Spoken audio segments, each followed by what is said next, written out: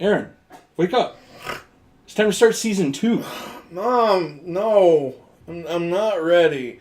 Oh, Mom, you look more masculine than usual. The beard's right, though.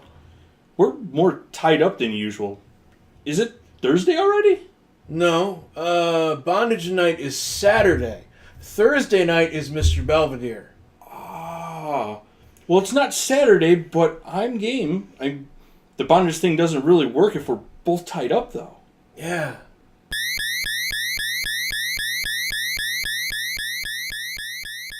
Silence, you idiots!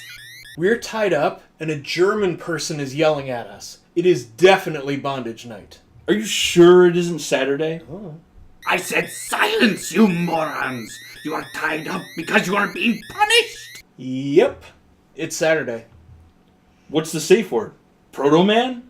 You got through an entire season of your tribe without ever reviewing a bad board game. Well, now you will play the bad board game until you die! Nonsense. Aaron doesn't buy bad board games. CJ, there's something I've been meaning to tell you. It will be the Mega Man board game! Yeah, that's what I've been meaning to tell you. It's Mega Man. How bad can it be? Can I just skip to the death option?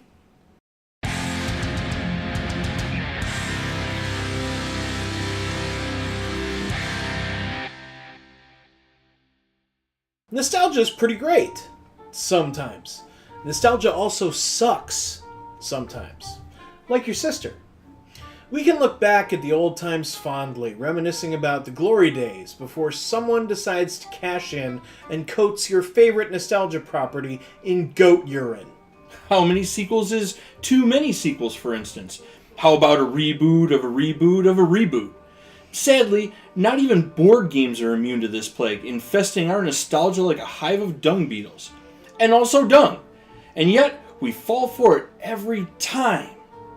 Such was the case when I walked into Collector's Inn and saw Mega Man the board game marked down to $48, which is not an insignificant sum of money, but considering it retailed for $80 at full price, I thought I was getting a bargain. Turned out I was getting something else, uncomfortably shoved into my no-no place, like a catheter made of razor wire. When this game hit the table, I was instantly thrilled. What child of the 80s doesn't love Mega Man? You turned his adventures into a board game? That sounds fantastic. And at the outset of the game, it appeared to be an interesting concept. But as the hours wore on, I began to lose my will to live. I started inventing excuses to leave the table, like a case of the mumps, or diarrhea, or flesh-eating bacteria in my nether regions. You'll probably hate me for this, but I'm going to give you an overview of the game. The game board is modular and consists of 6 Robot Masters to defeat and Dr. Wily in the center. So far, so Mega Man. But each Robot Master has a wonderful miniature, same as Dr. Wily, and for the players, 6 identical Mega Man figurines, which is awkward for the players since you can't tell them apart. But don't worry, at the last second, somebody slipped into the box a strip of colored dots.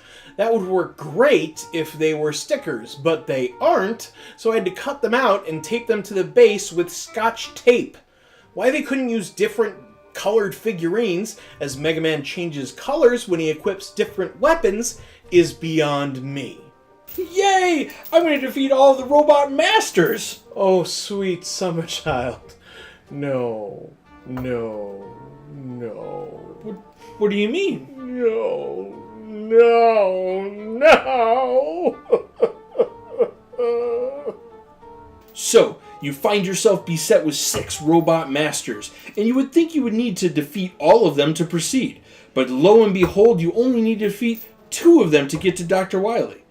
While it may seem like you're entering a cheat code to skip to the final boss battle, in reality, you're saving yourself 6 hours of grueling gameplay.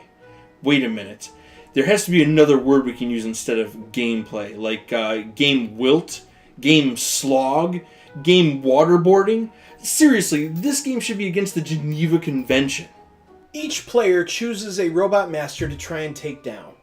And to defeat them, you first need to make your way through the stage. To do that, you draw challenge cards. These things. Oh, and make sure you don't accidentally shuffle them all together. That's not one deck, it's 7. And you have to shuffle 7 tiny decks. Not to mention your own deck of cards, one for each player. So assuming you've decided to torture 5 other people, that's 13 decks of cards that need shuffling. Thanks for the early onset arthritis, Jasco Games. Anyway, you draw from your particular Robot Master's deck to determine what challenges you'll face. But wait, there's more.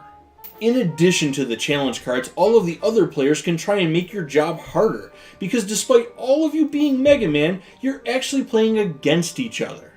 This isn't some hand-holding tra-la-la co-op adventure, this is Highlander, and there can be only one. Instead of cutting off your head, they'll send you some more wily minions, or produce other irritating effects, like itching powder in your underwear. Players start with a pool of 10 dice, and may use as many of them per challenge as they wish. But after succeeding, they may wish to take on another challenge, and a previously used die cannot be used for further challenges. If they fail to make a challenge, they can spend energy to get a reroll.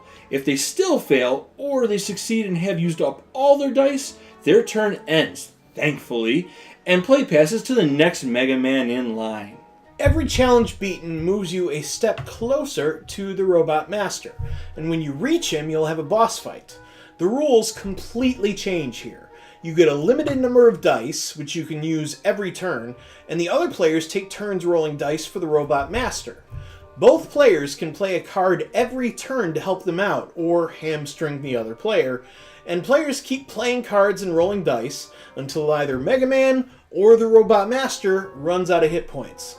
Or the players run out of patience, flip the table, and leave to go do something more interesting, like measuring toenail clippings or staring at a wall. Once you defeat a Robot Master, you gain his special power, which can be used in either challenges or boss battles to give you an edge. I defeated Fireman. I'd like to use his special ability of Firestorm to set fire to this game. I spent $48 on this game, and I'm perfectly okay with that. Just take it outside so that we don't set off the fire alarm. Again. Once you've defeated 2 Robot Masters, you'll be ready for hell.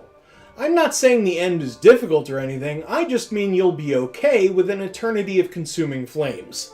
But you can also enter the center track to try and defeat Dr. Wily and end the cavalcade of misery. But wait!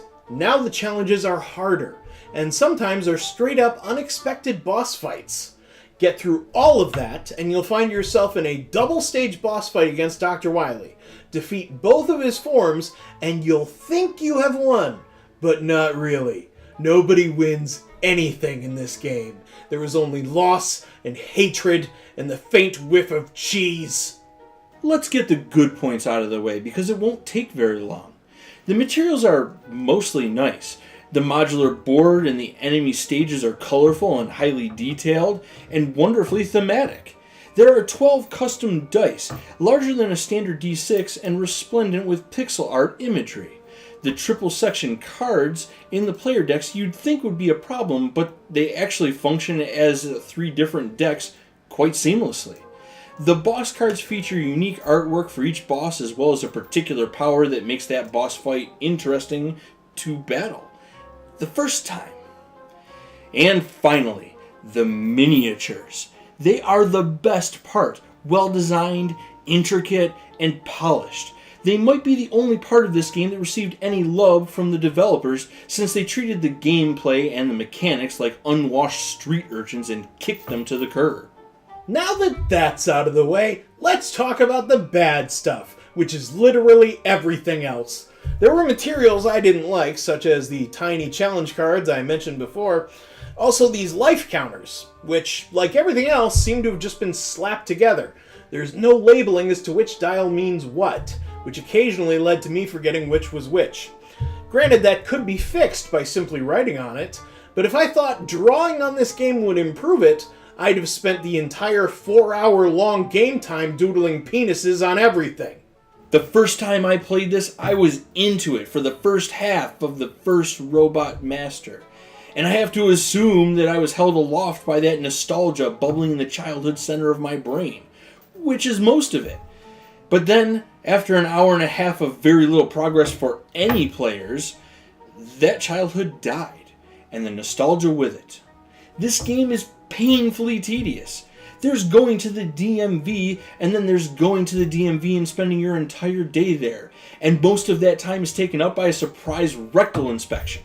I would theorize that the problem lies in the game designers knowing that player turns took a long time, so they bent over backward to include all the other players in everybody's turns as much as possible. But instead of helping, players are hindering each other, which only drags the game down and adds more boring, pointless minutes to every player's turn.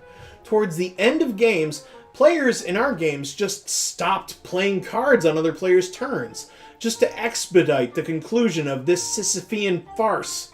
And it doesn't even make sense thematically. Why would Mega Man stop Mega Man from stopping Dr. Wily? They should team up and run a train on that old German bastard, and film it so I can watch it and do happy time in my no-no place. Kink shaming aside, let's discuss the dice and the challenges. This is the worst game of Yahtzee you will ever play.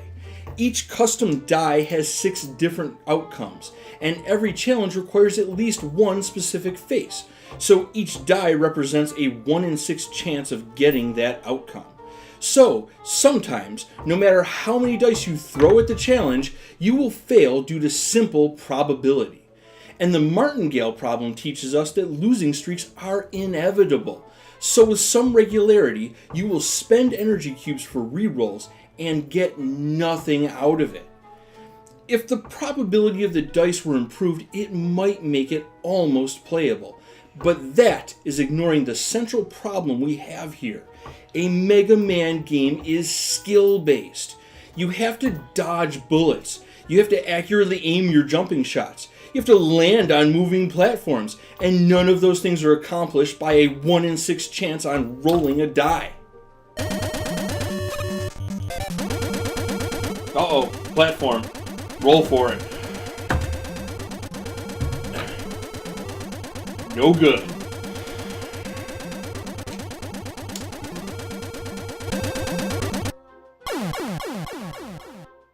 The boss battles should be the best part of this game instead of buckets of fail and misery. The first boss battle was exciting at first, but once again came down to luck.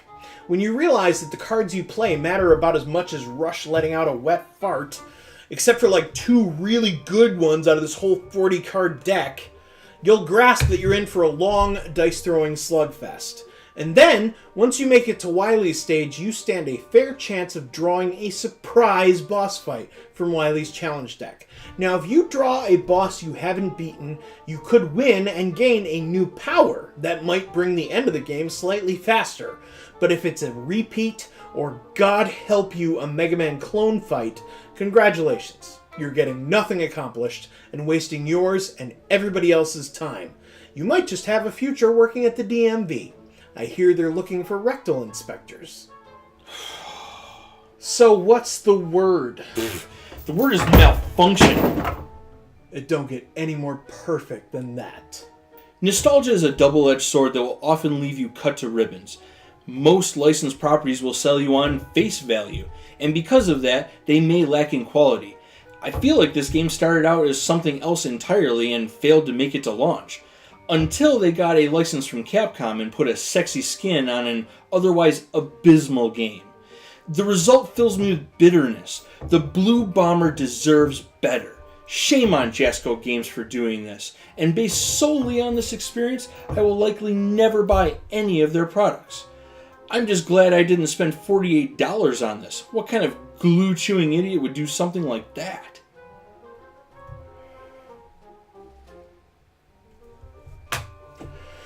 I went into this game with the wide-eyed excitement I'd had when playing all of the Mega Man games as a kid. I came out of it with the tired, dead eyes of a porno booth attendant 2/3 of the way through a 12-hour shift. This game sucked the life out of me, and some of my love for Mega Man along with it. It has permanently tarnished the brand. This is single-handedly the worst incarnation of any Mega Man project I've ever experienced, and I've played Mega Man Soccer, I've played Mega Man on DOS, I've even played a load of fan-made Mega Man games, some of which were awful, but they were free, and I didn't have to subject my friends to them. I'd like to say that I saved $32 on this game by not buying it at full retail price, but in reality, I lost $48. And what makes it worse is that there was a glimmer of potential here, an idea or two that could have really worked. But unfortunately, the most fun you can have with this game is not playing it, but instead making up Mega Man adventures with the miniatures. I'm gonna get you, Mr. Bomb Man. Pew, pew, pew, pew, pew. Boom, boom, boom. Yeah. What's up now? Impossible! It did not kill you? It'll take a lot more than that to kill me. It actually wouldn't take much more to kill me. I am right at my threshold, and I am tapping out. You fools! I'll be back. And next time, you won't be so lucky! Oh! Damn it!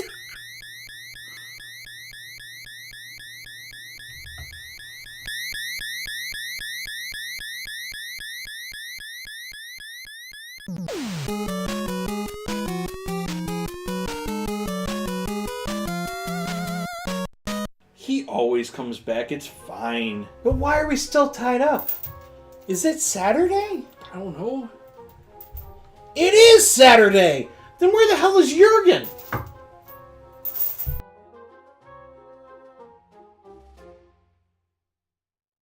It is Saturday! Then where the hell is Jurgen?